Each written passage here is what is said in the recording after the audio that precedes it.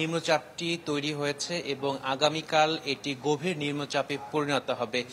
ফলে আগামীকাল সন্ধ্যা থেকে এই গভীর নিম্নচাপের যে প্রভাব সেটি পড়তে শুরু করবে এবং আবহাওয়া অফিসের পক্ষ থেকে বলা হয়েছে যে এই গভীর নিম্নচাপের প্রভাবে উপকূলীয় এলাকাতে ঝড় বৃষ্টি শুরু হবে এবং এই গভীর নিম্নচাপটি ঘূর্ণিঝড়ে রূপান্তরিত হবে ২৬ তারিখ অর্থাৎ তার পরের দিন অর্থাৎ রবিবারে। মূলত এই হচ্ছে তথ্য এবং আসলে এই ঘূর্ণিঝড়টি কোন এলাকা দিয়ে অতিক্রম করবে সেটি কিন্তু আবহাওয়া অফিসের পক্ষ থেকে সুনির্দিষ্টভাবে বলা হয়নি। তবে আবহাওয়া অফিসের পক্ষ থেকে বলা হয়েছে যে এই ঘূর্ণিঝড়টি সুন্দরবন অথবা খেপুপাড়া এই এলাকা দিয়ে অতিক্রম করতে পারে। আরেকটি বিষয় যে এখন পর্যন্ত ঘূর্ণিঝড় অর্থাৎ এই যে নিম্নচাপটি রয়েছে সেই নিম্নচাপটি যে কেন্দ্র সেটি একেবারে বাংলাদেশের উপকূলমুখী রয়েছে এবং এখন পর্যন্ত যে দূরত্ব সেই দূরত্বের কথা যদি আপনাকে জানাই সেটি বলা হচ্ছে যে চট্টগ্রাম সমুদ্র বন্দর থেকে এটি ৮৭০ কিলোমিটার দক্ষিণ দক্ষিণ পশ্চিমে, কক্সবাজার সমুদ্র বন্দর থেকে ৮০৫ কিলোমিটার দক্ষিণ দক্ষিণ পশ্চিমে, মংলা সমুদ্র বন্দর থেকে ৮২৫ কিলোমিটার দক্ষিণে এবং পায়রা সমুদ্র বন্দর থেকে ৭৯০ কিলোমিটার দক্ষিণে অবস্থান করছে। আবহাওয়া অফিস বলছে যে খুবই বাংলাদেশ উপকূলের খুবই সন্নিকটে রয়েছে এবং তারা পরবর্তীতে আরো একটি আপডেট দেবেন, তখন জানা যাবে যে এই নিম্নচাপটি বাংলাদেশের উপকূল থেকে কত দূরত্বে অবস্থান করছে। ভারতের যে আবহাওয়া অফিস রয়েছে তারাও বলছে যে এই নিম্নচাপটি যদি ঘূর্ণিঝড়ে রূপান্তরিত হয় তাহলে এটি বাংলাদেশের খেপুপাড়া এলাকা দিয়ে এটি অতিক্রম করতে পারবে। আরেকটি বিষয় যে যখন এই ঘূর্ণিঝড়টি যদি তৈরি হয় এবং বাংলাদেশের উপকূল অতিক্রম করে তাহলে তার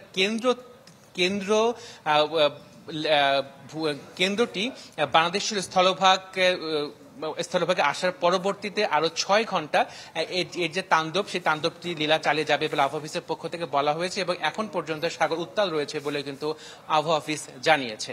সুস্মিতা। প্রিন্স, আপনাকে ধন্যবাদ। আশিকিন প্রিন্স রাজধানীর আগারগাঁও আবহাওয়া অফিস থেকে আমাদের সাথে যুক্ত ছিলেন। এবারে দেশের অন্যান্য এলাকার আবহাওয়া পরিস্থিতি জানাতে আমাদের সাথে যোগ দিচ্ছেন সহকর্মীরা। শুরুতেই যেতে চাই খুলনায় আছেন মামুন রেজা।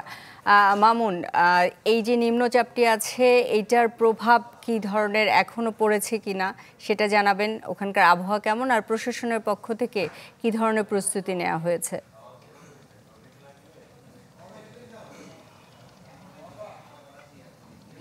সুস্মিতা, নিম্নচাপের কোনো প্রভাব এখনো পর্যন্ত দৃশ্যমান হয়নি। সকাল থেকেই রোদ রয়েছে, সেই সঙ্গে নদীতে যে জোয়ারের পানি স্বাভাবিক রয়েছে। তবে সম্ভাব্য ঘূর্ণিঝড় মোকাবেলার জন্য খুলনা জেলা প্রশাসন এবার আগেভাগেই প্রস্তুতি নিয়েছে। গত ১৯ মে তারা প্রস্তুতি সভা করেছে এবং ৬০৪টি সাইক্লোন শেল্টার প্রস্তুত রেখেছে, যেগুলোতে ৩,১৫,১৮০ জন মানুষ থাকতে পারবে এবং ৩টি মুজিব কিল্লা প্রস্তুত রাখা হয়েছে, সেগুলোতে ৪৩০ জন মানুষ এবং ৫৬০টি গবাদি পশু আশ্রয় নিতে পারবে।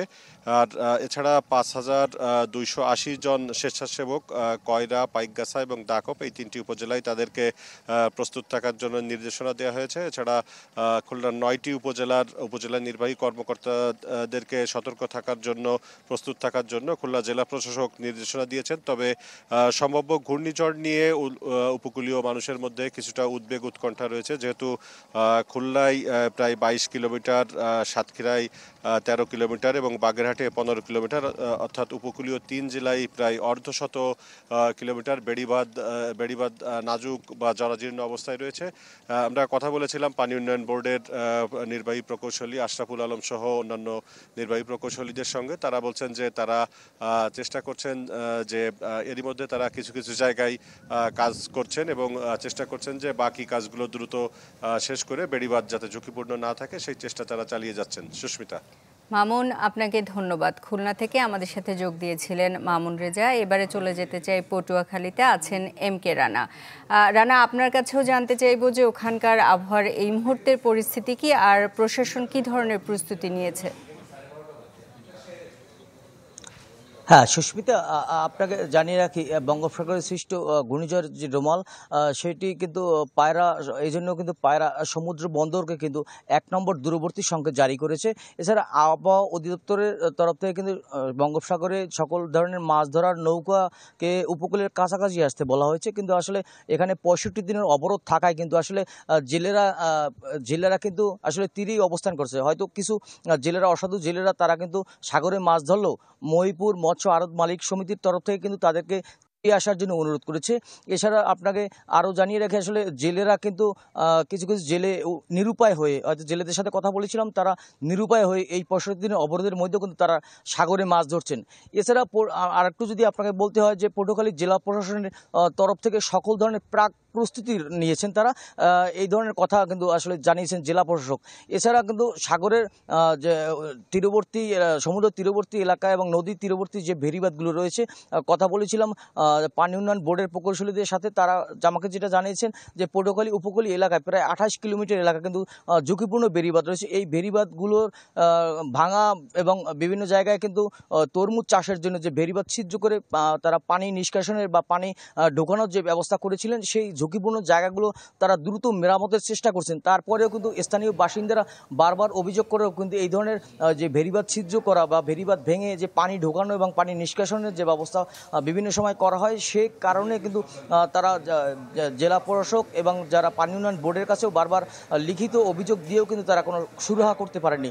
ফলে কিন্তু উপকূলীয় এলাকার কিন্তু মানুষ কিন্তু এখনও ঝুঁকিতে রয়েছে। এছাড়া ঘূর্ণিঝড়ের যে সম্ভাব্য যে গত আগামী ২৬শে মে আগামী যে রবিবার, আসলে রবিবার কিন্তু এই পটুয়াখালী কলাপাড়া উপকূলীয় এলাকা অতিক্রম করার সম্ভাবনার কথা জানিয়েছে কিন্তু আবহাওয়া অধিদপ্তর।